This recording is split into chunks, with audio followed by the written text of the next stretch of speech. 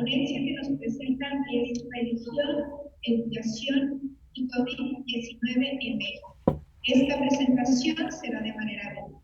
¿Están listos? Sí, muchas gracias.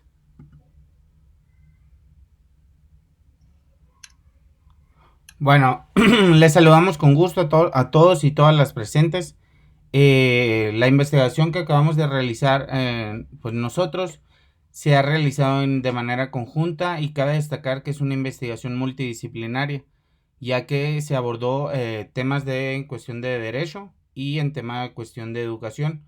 Cabe destacar que el maestro Federico Hans Haelsie está en la Universidad de Sonora como doctorando y su servidor Luis Alonso Haelsie Dorame como doctorando en Derecho en la Universidad Autónoma de Chiapas, actualmente en Colombia. Esta investigación se realizó en base a la problemática que tuvimos, bueno, que todavía seguimos teniendo la cuestión de la pandemia COVID-19 y esas restricciones que se vieron conforme a los derechos y libertades de los ciudadanos. En esta cuestión, por las cuestiones prescritas que se van a manejar en la ley, le pido bueno, ya está presentando. Ahí tienen nuestros correos y pues bueno, nuestra presentación por si tienen algún tipo de dudas que podamos ayudarlos o bien aclarar. En esta misma cuestión son dos derechos fundamentales que hemos manejado, ¿no? La libertad religiosa y el derecho a la educación. Uno ampliado en el artículo 3 de la Constitución Política de los Estados Unidos Mexicanos, el derecho a la educación, y el artículo 24, el derecho a la libertad de pensamiento, convicciones éticas y de religión. Cabe destacar que cada uno de estos derechos fundamentales se viene a ver limitado por las prescripciones de la ley. Dentro de estas prescripciones vamos a hablar un poco de primer momento sobre las facetas que se encuentran dentro de la libertad religiosa. La faceta interna cuenta con la positiva y la negativa, que es ese derecho a creer o no creer en algo o en alguien. Esa libertad que aborda tanto a los agnósticos, a los no creyentes y a los fieles, no seguidores de las asociaciones religiosas. Y también la fase interna abarca lo que es la libertad de pensamiento. Es un derecho fundamental neto de cada persona, de cada ciudadano. En cambio, la faceta externa ya abarca la libertad de expresión activa, que es la cuestión de la libertad de culto, esa manera de expresión hacia las asociaciones religiosas, también con la particularidad de sus ritos, en hacerlos en lugares públicos y asociaciones religiosas, y la multiplicidad de derechos, que viene a marcar todas esas libertades conforme a los ciudadanos, del derecho a la educación, el derecho a la prensa, derecho de expresión, etcétera, ¿no? Esa multiplicidad que tiene que coadyuvar con diferentes facetas. Es por ello que se hizo este estudio junto con el derecho a la religión, a la libertad religiosa y el derecho a la educación. Cabe destacar que la investigación fue tanto de manera cualitativa como cuantitativa. Ahorita lo vamos a ver un poco más adelante. Adelante.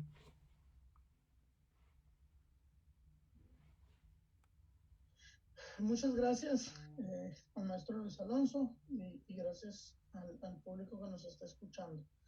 En un primer momento vemos las restricciones prescritas por la ley que hubo o que hay todavía en cierta medida, ya con un poco menos de restricciones, pero en base a lo que es el COVID-19. Vemos que hubo restricciones por el contacto humano debido al confinamiento, que engloba lo que son las relaciones personales, las estructuras sociales. Aquí es importante destacar que el hombre, por su naturaleza, buscó la manera de cómo afrontar este tipo de restricciones, ¿no? Tanto en el área educativa como en el área del derecho, como en el área de la religión, buscando que las relaciones interpersonales o que el contacto humano que prevalece a pesar de la pandemia, a pesar de las dificultades para contactarnos unos con otros, el hombre busca esa manera, ya sea por redes sociales, ya sea por medios tecnológicos. También estas restricciones prescritas por ley han afectado a estructuras sociales ya establecidas, en nuestro caso de la iglesia, de la religión, sea la religión que fuere, ¿no? Especialmente la religión católica ha venido a golpear en la manera de cómo expresarse el culto, a manera de cómo de las reuniones, etc. Y se ve o notamos nosotros que hay una fuerte discusión entre lo que es un humanismo y un tecnicismo. Aquí, detallo, se ha privilegiado en el mundo contemporáneo, en el mundo actual, a lo que es el tecnicismo, lo que es la tecnología y la ciencia. Tal es el caso que se ve un progreso tecnológico y científico muy marcado, pero la pandemia de COVID-19 nos enseñó que nos hace falta tener un progreso humano, un progreso moral. Ciertos autores lo determinan, ciertos autores lo marcan. Uno de ellos es Marcus Gabriel, filósofo alemán, que habla acerca de la necesidad de un progreso ético en la educación. Haciendo una recapitulación rápida de lo que es el COVID-19, vemos que empieza un diciembre en Wuhan, China, y llega a México hasta marzo de 2020. En estos escasos 3 meses vemos que la actuación de las escuelas mexicanas tuvieron muy poco tiempo para ponerse en condiciones adecuadas para poder afrontar esta contingencia. La mayoría de las escuelas no se encontraban trabajando de manera virtual, salvo en caso de algunas escuelas particulares y escuelas sobre todo de élite, que ya comenzaban a manejar lo que es los espacios virtuales. Vemos que los espacios de confinamiento que iniciaron el 23 de marzo, lo vemos en todos los ámbitos que golpeó esta pandemia, en el ámbito económico, en el ámbito social, en el educativo y por los derechos y las libertades. Cabe destacar aquí que en el tema del derecho a la educación, si bien es cierto que se vieron limitadas las instituciones como las escuelas, el derecho nunca se coartó y nunca se eliminó, ni se pausó, ya que de manera acertada comenzó el proyecto Aprende en Casa en sus diferentes facetas, ¿no? Que no es el fin del estudio y no nos vamos a centrar en él, pero cabe destacar que sí, los niños y los jóvenes en México siguieron teniendo la oportunidad de continuar con estas escuelas, ¿no? Con esta educación. En México tenemos una distribución, según nos presenta lo que es la tabla de INEGI, cuando inició la pandemia, a inicios de la pandemia. Tenemos que, por obvias razones, casi el 90% de la población estudia en escuelas públicas y un 10%, 11% estudia en escuelas privadas. Aquí cabe destacar el aumento en los porcentajes en la educación superior, ya que por diversidad, en el ámbito de primaria, secundaria y educación media predomina totalmente la educación pública. Sin embargo, se ve un incremento en la educación superior, ya que se cuenta con jóvenes que trabajan, jóvenes que se mantienen, jóvenes que ellos mismos pagan sus estudios y ya no dependen tanto de un seno familiar. Podemos ver que el impacto que tuvo COVID-19 en la educación en México, lo vemos que en el inicio del 2019 a término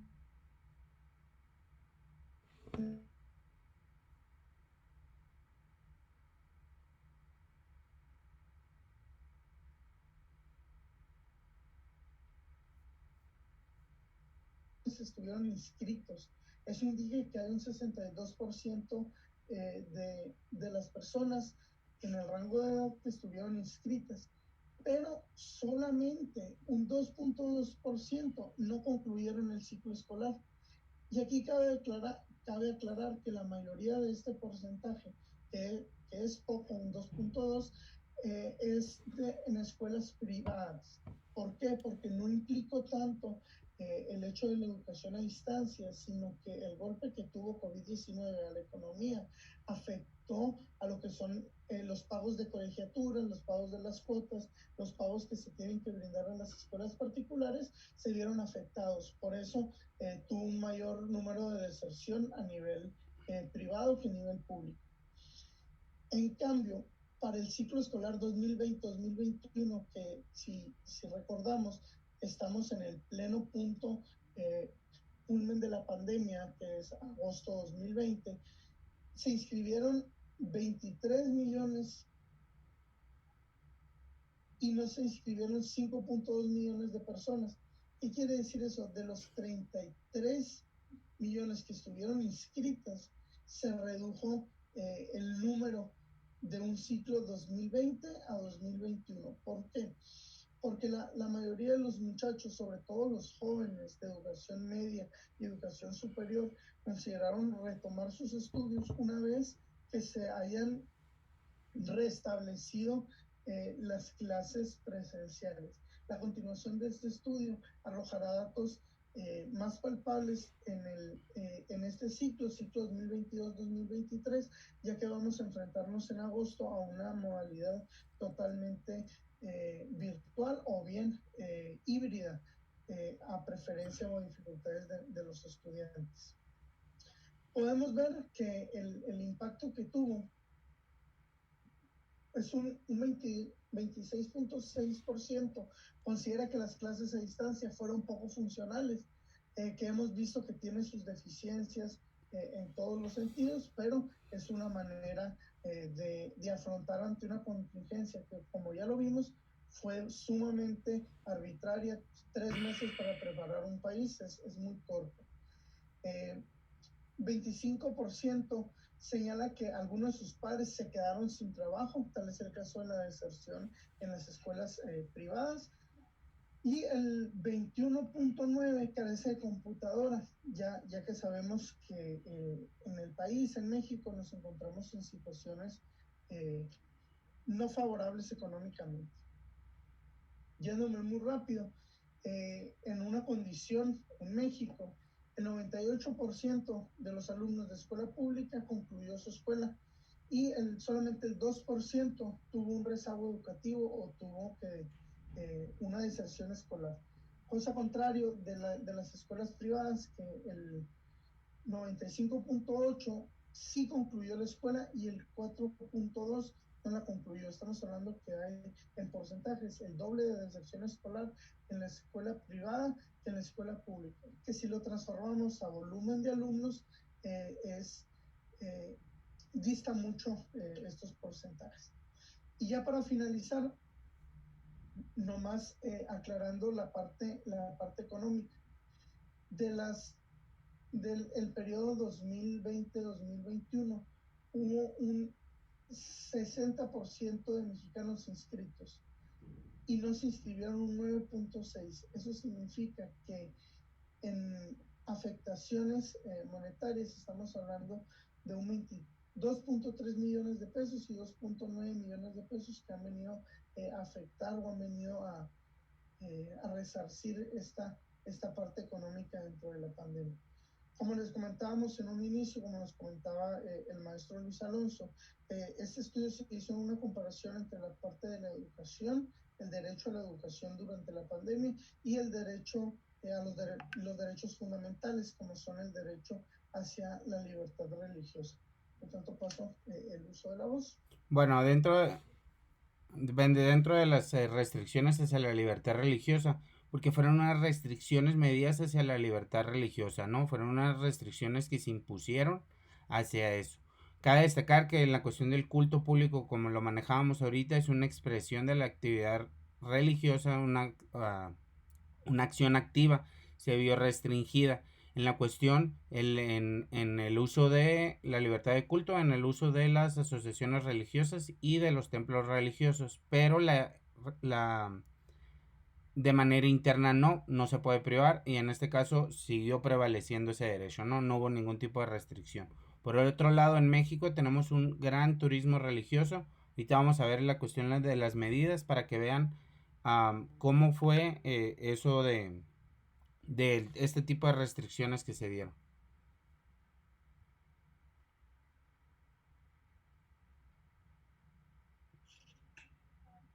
Bueno, en la cuestión estamos hablando nosotros netamente de la cuestión de las religiones. ¿Por qué? Porque si se dan cuenta en las estadísticas del INEGI, las religiones son abrumadoras. En la cuestión de México se considera el segundo país con más católicos en México, teniendo en el 2020 el 77.7% de la población, es decir, mucho más de la mayoría.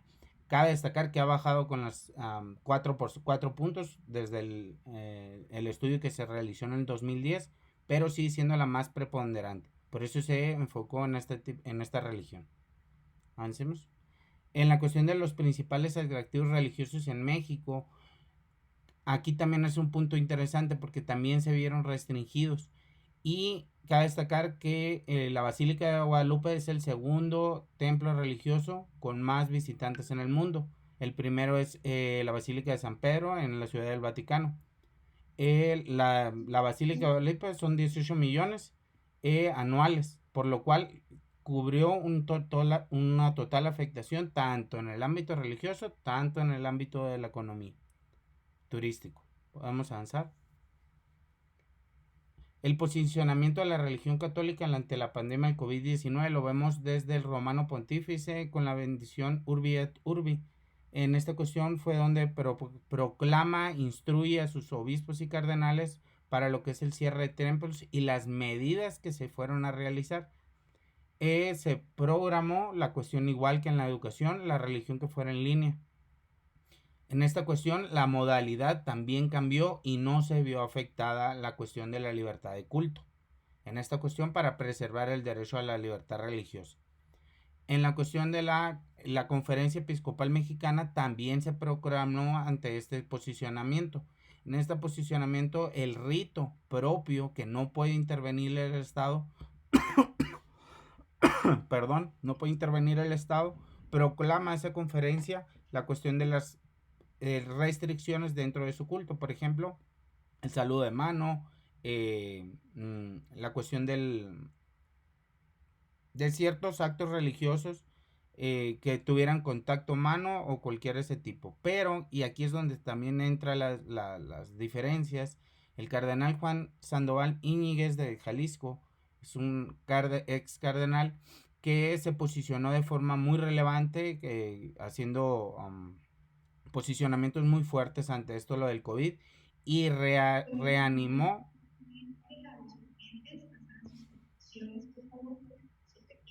Perdón, reanimó lo que es esta la cuestión de las no vacunas, el asistir a los templos, y bueno, fue penado por la religión católica por este tipo de posicionamientos, por no seguir la Conferencia Episcopal Mexicana en la bendición Urbi et Urbi. Adelantamos. Hasta este momento hemos hablado de la religión, del derecho a la libertad religiosa y el derecho a la educación. Se han implementado las dos derechos fundamentales. ¿Cómo fue que México abordó estos temas? ¿Cómo fue que se prevaleció estos derechos? ¿Y cuáles fueron las restricciones que se vieron en cada uno de estos derechos? Sin que se violentaran los derechos fundamentales de los ciudadanos. Hasta este momento ha sido nuestra presentación. Les agradecemos de antemano y quedamos a su disposición mediante correo electrónico si tienen algún tipo de dudas o bien establecer algún tipo de comunicación. Les agradecemos al Congreso Internacional CINCI de México 2022. Gracias.